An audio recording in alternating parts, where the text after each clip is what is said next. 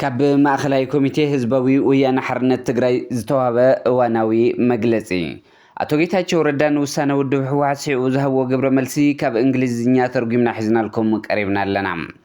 ኣብ ዓፋር ካብ ዘለዉ ንባዕሎም ላዕለዎት ወታደራዊ ኣመራርሓ ናይ ትግራይ ሓይሊ ሰላም ኢሎም ዝፅውዑ ኣካላት ዝተዋሃበ ቅዋም እውን ኣሎም ፕሬዚደንት ኣሜሪካ ዶናልድ ትራምፕ ተደራደርቲ ኣሜሪካ ነዘተ ኢራን ናብ ፓኪስታን ከም ዘምርሑ ገሊፆም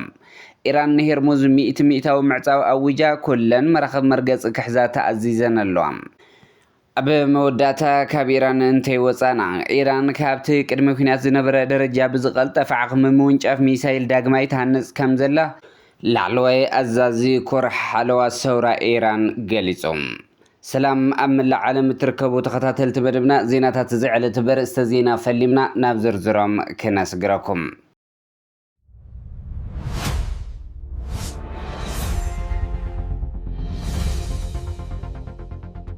ማእኸላይ ኮሚቴ ህዝባዊ ወያነ ሓርነት ትግራይ ህወሓት ዝሃቦ መግለጺ ህዝቢ ትግራይ መሪሕ ውድብ ህዝባዊ ወያነ ሓርነት ትግራይ ንሰላም ካብ ዘለዎ መትከላዊ እምነት ብምጋስ ስምምዕ ፕሪቶሪያ ክፍጸምን ካብ ዝሓሊፉ እውን እቲ ስምምዕ ናብ ዘላቒ ናይ ሰላም ስምምዕ ክሰጋገር ዘይተሓለለ ጻዕሪ ክገብሩ ጸኒሖም እዮም መንግስቲ ኢትዮጵያ ድማ በአንጻሩ ንምሕጽንታን ልበዋን ትዕግስትን ህዝቢ ትግራይ ከም ድኽመት ወሲዱ ጸማም እዝን ብምሃብ እቲ ስምምዕ ከም መሳርሒ ካልእ መልክዕ ጀኖሳይድ ክጥቀመሉ ጸኒሑ ድሕሪ እቲ ስምምዕ ብቐጥታ ብወገን መንግስቲ ኢትዮጵያ ክፍጸሙ ዝግብኦም ኣይተፈጸሙን ሕገ መንግስቲ ላዕላዊ መሬት ትግራይ ወሪሮም ዝሓዙ ሓይልታት ኣብ ክንዲ ምውፃእ ብዝተፈላለየ ኣገባብ የጠናኽሮም ኣሎ ኣብዚ እዋን ኣብ ትሕቲ ወረርቲ ሓይልታት ዝነብር ህዝብና ብሰንኪ መንነቱ ይቕተል ይእሰርን ይባረርን ኣሎ በብዕለቱ ብጥሜትን ሕማምን ዝመውት ዘሎ ኣብ ማእኸል ማዕቆብ ዝነብር ህዝብና ናብ መረበቶ ክምለስ ኣይከኣለን ፈራሚ ስምምዕ ፕሪቶሪያ ዝኾነ ውድብ ኣፍልጦ ብምኽላእ እውን እቲ ስምምዕ መሰረት ክስእን ብምግባር ንምድኻም ምብትታን ውዳበታት ትግራይ ይጥቀመሉ ኣሎ መንግስቲ ኢትዮጵያ ብመሰረት እቲ ዝተበፅሐ ስምምዕ ክፍጽሞም ዝግባእ ኣይፈጸመን ጥራሕ ዘይኮነ ነቲ ስምምዕ ሙሉእ ብምሉእ ብዝፃረር መልክዑ ህዝቢ ትግራይ ባዕሉን ባዕሉ ክዳኸም ብቐጻሊ ክህወኸን ንምግባር ሸፋቱ ብምውዳብ ንምዕጣቕን ቅድሚት ኣሰሊፉ ኣብ ልዕሊ ሰራዊት ትግራይ ተምኽፋት ኣብ መዋሰኒ ከባብታት ካብኡ ሓሊፉ እውን ኣብ ማእኸል ትግራይ ደብዳብ ድሮን ፈጺሙ ኢሉ ኣሎ ካብዚ ብተወሳኺ እውን ሕገ መንግስቲ ላዕላውነት መሬት ትግራይ ዝቆራረስን ህዝብና ተበታቲኑ ክተርፍ ዝገብር ውሳነታት ብምምሕልላፍ ድሕሪ ስምምዕ ፕሪቶሪያ ብውስን መልክዑ ተጀሚሮም ዝነበሩ ኣገልግሎት ብምቁራጽ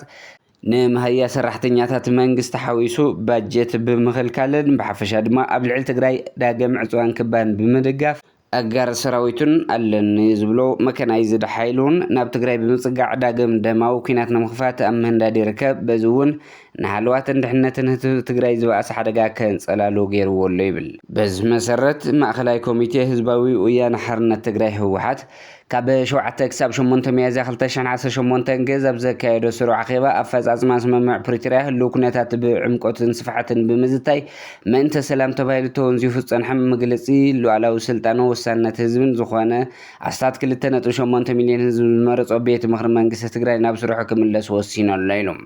ካብዚ ብተወሳኺ ወላ እኳ እቲ ሓላፍነት ናይ ቤት ምኽሪ መንግስቲ ትግራይ እንተኾነ ፈጻሚ ኣካል መንግስቲ ትግራይ ዓቕምታት መኸተ ብዘሳትፍ መልክዑ ሓቋፋይ ኮይኑ ክጣየሽ እውን ኣብ ምርድዳእ በፂሐ ኣለኹ ኢሉ ኣሎ ነዚ ስዒቡ ድማ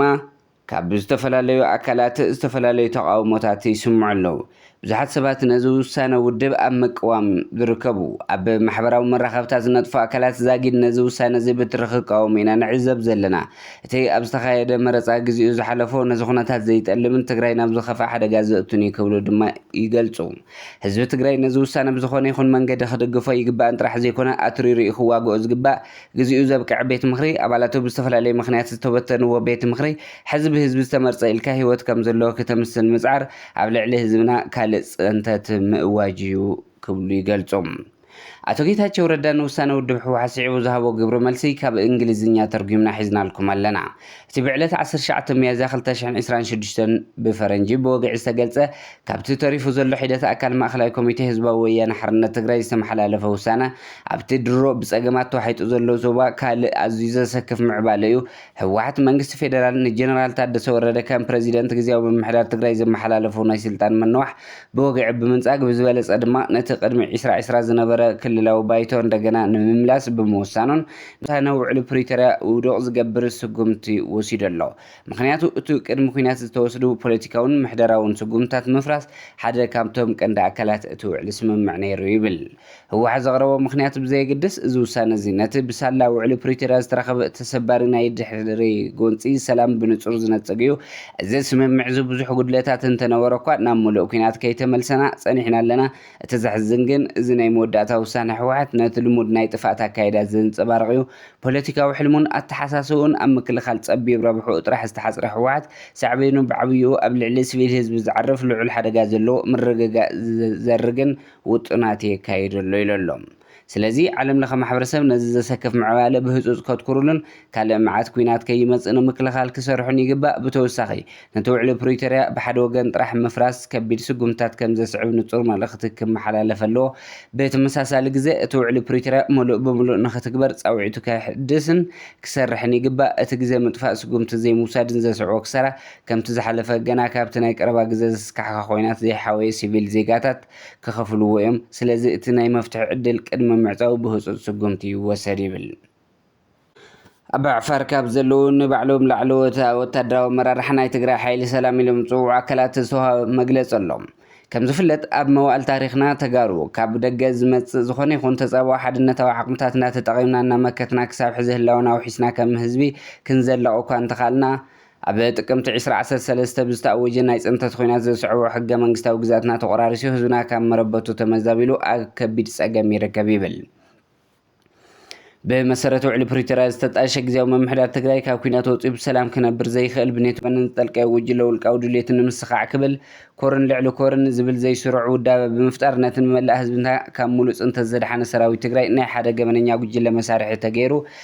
ري عسر تحمش تغل تشان عسر شو عتن جزته السنة سحته السنة بحيل برت علوان من جستفاز يميبل نزو السنة زي بمقام أب تجري سرعته ولو تنممسا أوشت تجري كون الكام كلاس فتصوم زي كال كلهم ناي سلام أو كالس بما مارسات عصوات بمخانهم ناي تجري حيل سلام كفتر كيليبل تجري حيل سلام كابتل مدوات بمقاس على ما أهجر وزوا وشت أو خناتات هاجرنا كلنا ما أخل جير الزجم جمخينه حزبنا أبت عميد دلها متن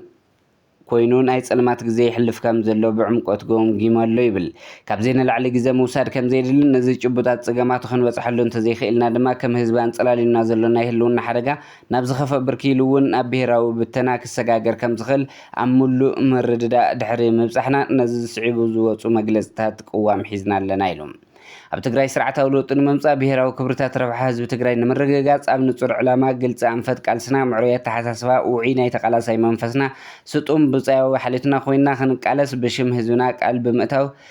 زصعبوا عن قصات أو لنا يلوم حدا هزمنا عمتات بملك خاب زما سنو جل جبن دحرتن كنا ناقفو يصبينا كم زلو تردينا لنا كلاي اب تجري حيل سلام زلو مرار حخباب بسلطان وزت تخفها فيلم تبايسو مناولو نطفت محاورا ميديا اتو جله اب هزمنا دغفت قالسنا زفطرو مد نغار فصوم حسد مخانو سالساي حيل صدتا تجري فلما كاب تسلفلو رزين حزباو علامه وصيو ناي حدا جبنኛ ጉጅለ ዕድመ ስልጣን በመንዋሕ መከራስቃይ ህዝብ ክቀጽል ወሳነ ተራይ ጻውት በመላው ሳልሳይ በቃልስና ዝተኸተመ ተጻብኦታት ጠጠው ዘበለ وعلى بريتيرا أصنعنا بمعز مريتنا مثل عرس وسنة هزبنا نخبر زجبر سلام أو بوليتيكا وكالسب صنعتنا الجفيبل كله كاب كلتشن عصر سلستن جميرو بقفع كام ربطو تمزاويلو أب كيندا بصحي بقرن زنابن الساقز الهزنا بمسارة وعلى بريتيرا نام ربطو تماليسو سرع هوتنا خجمر بصنعت كن كالس كمن حيل نفلت ونيبل